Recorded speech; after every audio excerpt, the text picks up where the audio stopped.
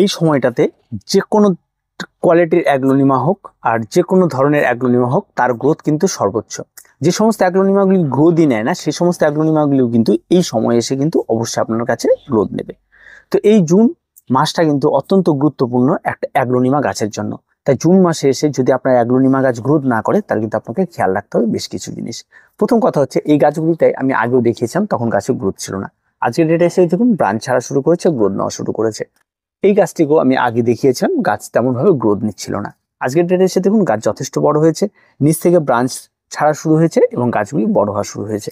তো এই রকম যখন অনেক সুন্দর সুন্দর গাছ নিয়ে আপনি আপনার বাগান শুরু করছেন, যখন সেই সমস্ত গাছগুলি বারবার করে ক্রয় করে আনার পরে মারা যাচ্ছে, তখন আপনার মধ্যে স্বাভাবিকভাবে একটা হতাশ তৈরি হয়। তখন মনে হয় যে আর এই সমস্ত গাছগুলি আমার পছন্দ হলেও আমার পক্ষে করা সম্ভব না।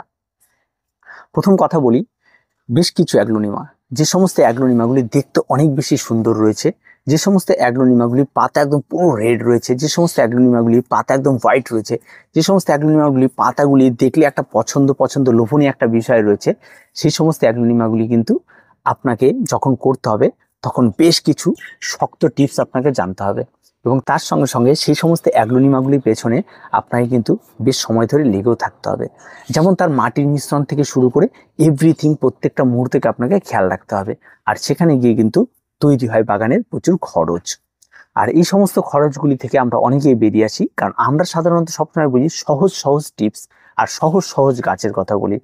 তো আজকে ডেটে এসে সেই রকমই আজকে কঠিন কঠিন গাছ আর কঠিন কঠিন টিপস নিয়ে একটু আলোচনা করি। প্রথম কথা, যখনই আপনি অ্যাগ্লোনিমা নতুন নতুন ভ্যারাইটি বা দামি ভ্যারাইটিকে আপনি লাগাচ্ছেন, তখন কিন্তু আপনাকে ফার্স্ট যে বিষয়টি খেয়াল রাখতে হবে যে গাছটি যখন নার্সারি থেকে নিয়ে এসেছেন গাছের মাটিটি কি রয়েছে, এই বিষয়টার দিকে প্রথম নজর রাখতে হবে। আপনি যখন নার্সারি থেকে গাছটি ক্রয় করছেন তখন নার্সারিতে কোন ওয়েদারে বা কিভাবে এই গাছটিকে রাখা হয়েছে সেই বিষয়টাকে আপনাকে সবার আগে ফলো করতে হবে। যেখানটা গাছগুলি বেশ সুস্থ সবল রয়েছে, যদি আপনি সেই জায়গাটি দেখতে পারেন এবং সেরকম পরিবেশ আপনার পছন্দ হয়, যদি দেখেন একটা নেট পলি হাউস রয়েছে, পলি হাউসের ভেতরে গাছটিকে রাখা রয়েছে, ঠিক আছে, গাছের মিডিয়া রয়েছে, হয়তো তুষের রয়েছে কারোর গাছ হয়তো দেখা যাচ্ছে যে ঢেসে রয়েছে এরকম, বা পাতা পচাতে রয়েছে, বা যে মিডিয়াটা রয়েছে সেই মিডিয়াটা একটু অন্যরকম রয়েছে, এবং আপনি সেটা আনার পরে আপনি আপনার বাড়িতে সেই ওয়েদারটা আছে কিনা সেই বিষয়টাকে ভালো করে চেষ্টা করুন। দেখুন আপনার একটা পলিশেড আছে কিনা বা আপনার সেই জায়গাটা আছে কিনা সেটাকে ভালো করে বোঝার চেষ্টা করুন। যদি দেখা যায় সেই জায়গাটা নেই তাহলে আপনি গাছটা একদম কিনবেন না, কারণ ওই গাছটিকে ওই ওয়েদারের মধ্যেই কিন্তু বাঁচিয়ে রাখাটা সম্ভব। আর সেটা যদি আপনি না দেন তাহলে আপনার গাছ বাড়বে কোথায়, আপনার গাছ কোথায় কি করবে? হয়তো সেটা না দিয়ে আপনি খোলা আকাশে কড়া সূর্যালোকে রেখে দিলেন, হয়তো দেখা যাচ্ছে আপনি যেখানে রেখেছেন সেখানে দিনে ডাইরেক্ট 3 থেকে 4 ঘন্টা রোদ লাগছে, ওতেই গাছ ভাজা ভাজা হয়ে যাচ্ছে, তাহলে হবে না। এবার আপনাকে বুঝতে হবে যে পলি হাউস মানে সেখানটা একটা লাইট আসে, সেই লাইটটা কিন্তু সবসময়ের জন্য একটা বাধাপ্রাপ্ত আলো, এটা কিন্তু খেয়াল রাখতে হবে। সেরকম বাধাপ্রাপ্ত আলো সেরকম ব্যবস্থা করে কিন্তু আপনাকে স্পেশাল গাছকে রাখতে হবে, তবেই কিন্তু সেই গাছগুলি সেখানে হবে। যদি না থাকে সেগুলি থেকে হাল ছেড়ে দিন। 2, আপনার সেই ব্যবস্থাটা আছে তারপরে গাছ নষ্ট হচ্ছে, এবার আপনি মাটিতে চলে আসুন।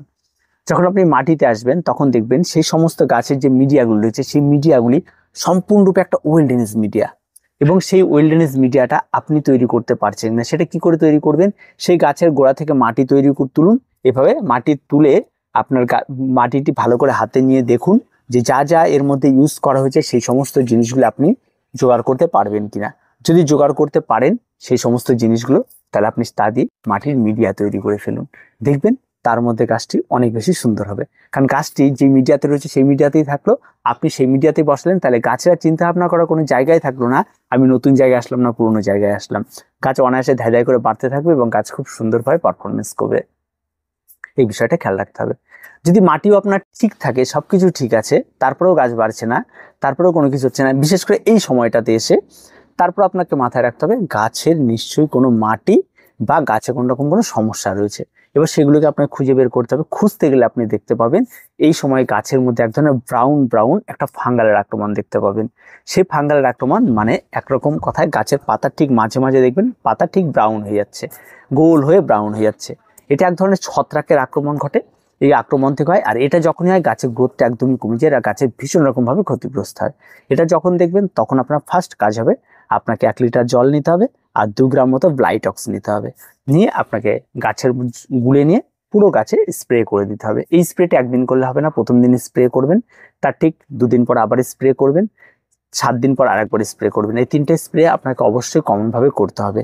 এই 3টে স্প্রে করার মাঝখানে দেখবেন গাছের গ্লেস অনেকটা কমে যাবে, ঠিক আছে, গাছটাকে অনেকটা মনে হবে যে আগের মতো নেই, এরকম মনে হবে, একটু সমস্যা আপনার চোখে পড়বে এই স্প্রেটা করার পরে। তারপরে বেশ কিছুদিন 7 দিন পার হয়ে যাওয়ার পর ঠিক 10 নম্বর দিন থেকে আপনি গাছের পাতায় জল স্প্রে করুন এবং গাছের পাতাগুলিকে পরিষ্কার করে দিন। দেখবেন আবার আগের যে গ্লেজি ব্যাপারটা ছিল সেটা আপনি আবার ফিরে পাবেন এবং আপনার মনটা অনেকটা খুশি হবে এবং গাছ অনেকটা ভালো হয়ে উঠবে। এই বিষয়টা কিন্তু খুব গুরুত্বপূর্ণ সঙ্গে আপনাকে দেখতে হবে। তারপর তেমন কোনো কিছু থাকে না, এই কটা জিনিস হওয়ার পরে তো বেশ আপনার গাছ একদম পারফেক্টলি গাছ কিন্তু বাড়বেই বাড়বে এবং গাছ প্রত্যেকটা জায়গায় ঠিকঠাক থাকবে। এবার আসে আমরা নতুন, আমরা অনেকে বলি যে ঘেঁষ মিডিয়াতে করলে খুব ভালো হয়, এই মিডিয়াতে করলে, দেখুন মিডিয়া যেটাতেই আপনি করুন আপনার সবসময় নজরে রাখতে হবে ওয়েল ড্রেনেজ আর ফাঙ্গালটা যাতে না ধরে। ঘেঁষেও যে করলে সেই গাছের যে সমস্যা হয় না তা নয়, ঘেঁষে করলেও গাছের সমস্যা হয়। এখন বিষয় হচ্ছে যে ঘেঁষে যখন আমরা এই সমস্ত গাছগুলি করি তাহলে গাছগুলি দেখা যায় যে গ্রোথের ক্ষেত্রে একটা বাধা প্রাপ্ত হয়, বাইরে থেকে আমরা সাপ্লিমেন্ট যেটাকে এক কথায় খাবার বলি সেই খাবার ব্যবহার করি।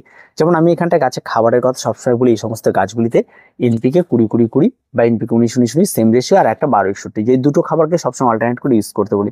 গোড়ায় কোন রকমই খাবার দিতে না করি সবসময়ের জন্য, তাহলে কিন্তু গাছ আরও ভালো থাকবে, লং টাইম ভালো থাকবে। গোড়ার খাবার দিলে কি হয়, একটা সময় সে গাছ অনেকটা ভালো হবে, একটা সময় সে গাছ ঝপ করে বসে যাবে, এরকম হবে। আর এই লিকুইড ফার্টিলাইজার যেটা এনপিকে 20-20-20 বা 19-19, এটা যদি আপনি প্রতি সপ্তাহে ইউজ করেন কোনো রকম কোনো অসুবিধা নেই, গাছ অনেক ভালো হবে, খাবার পাবে ঠিকঠাক করে এবং তাতে গাছ অনেক ভালো হবে এবং গাছ দেখতে অনেক বেশি সুন্দর থাকবে আর গাছের গ্রোথটা ঠিকঠাক হবে। আর এই সময় এসে বিশেষ করে জুন মাসে এসে কিন্তু গাছের গ্রোথ সর্বোচ্চই হয় অ্যাগ্লোনিমা, সেটা যে ভ্যারাইটি হোক। সেই সময়টা পর্যন্ত আপনাকে অপেক্ষা করতে হবে। এখন থেকে একদম অক্টোবর মাস পর্যন্ত এই সমস্ত গাছগুলো আস্তে আস্তে বাড়া শুরু করবে। গাছগুলি ছোট ছিল, এই লিপস্টিক ভ্যারাইটি, এটাও ছোট্ট একটা গাছ ছিল, কালার দেখুন কত বড় হয়ে গেছে, আরো বড় হবে, এগুলিকে আরো আগামীতে আস্তে আস্তে আস্তে আস্তে করে এই ব্যাপারগুলো কিন্তু ক্লিয়ার করা হবে। তো এই গাছটিকে তো আমি হাল ছেড়ে দিয়েছিলাম, কিন্তু কখনো হাল ছাড়া যাবে না। এই সময় আসলে এই গাছ আবার বেঁচে উঠবে। একটা সময় ছিল গাছটা আর বাঁচছিল না, শুধু ডালটাই বেঁচে ছিল, আজকে ডেটে এসে রিকভার হয়ে গেছে, বেড়ে উঠছে। এই যে হালটা ছাড়া অন্য কেউ হলে এটাকে ফেলে দিত, কিন্তু কখনোই সেটাকে ফেলে দেওয়া হয় না, বারবার করে তাকে পরিচর্যা করা হয়েছে। এই যে এখন থেকে পাতা বেরোনো শুরু হলো, আগামী আর 1 থেকে 1.5 মাস পর এই গাছকে আপনি চিনতে পারবেন, এতটাই বড় হয়ে যাবে, কারণ এটা হচ্ছে ওর সময় বেড়ে ওঠার। তাই সেটা কিন্তু হবে। তাই অযথা আপনারা ভয় পাবেন না, অযথা আপনারা বিভিন্ন রকম ইউজ করা শুরু করবেন না, আর এই সমস্ত বিষয়গুলো নিয়ে মানে আস্তে আস্তে আস্তে আস্তে এগোন, হুড়পাড় করবেন না, ঠিক আছে। পেস্টের আক্রমণ তেমন কোনো কিছু হয়নি এই সমস্ত গাছের। তার যেই সমস্ত বিষয়গুলি আপনাকে অ্যাগ্লোনিমা বলা হলো, যে সমস্ত জায়গাগুলি আপনাকে দিতে বলা হলো, সেরকম কিছু থাকলে তবে অ্যাগ্লোনিমা স্টার্ট করুন এবং অ্যাগ্লোনিমা করুন। যদি আপনার ছাদে শেড থাকে তাহলে অ্যাগ্লোনিমা তার জন্য কিন্তু অত্যন্ত উপযোগী একটি গাছ। সেগুলো সমস্ত জায়গায় করুন, যত ভ্যারাইটি আছে আপনি করুন, সবটা সুন্দর হবে, কোন রকম কোনো কিন্তু খারাপ কিছু হবে না। তো যে সমস্যাগুলি ছিল আশা করি সেগুলি নিয়ে আজকে আলোচনা হলো। যদি তারপরেও যদি কারোর কাছে কোনো সমস্যা থাকে অবশ্যই কমেন্ট বক্সে জানাবেন। আজকে পর্যন্তই, দেখা হচ্ছে পরবর্তী ভিডিওতে। প্রত্যেকে ভালো থাকবেন, প্রত্যেকে সুস্থ থাকবেন, চ্যানেলটিকে অবশ্যই সাবস্ক্রাইব করে রাখবেন।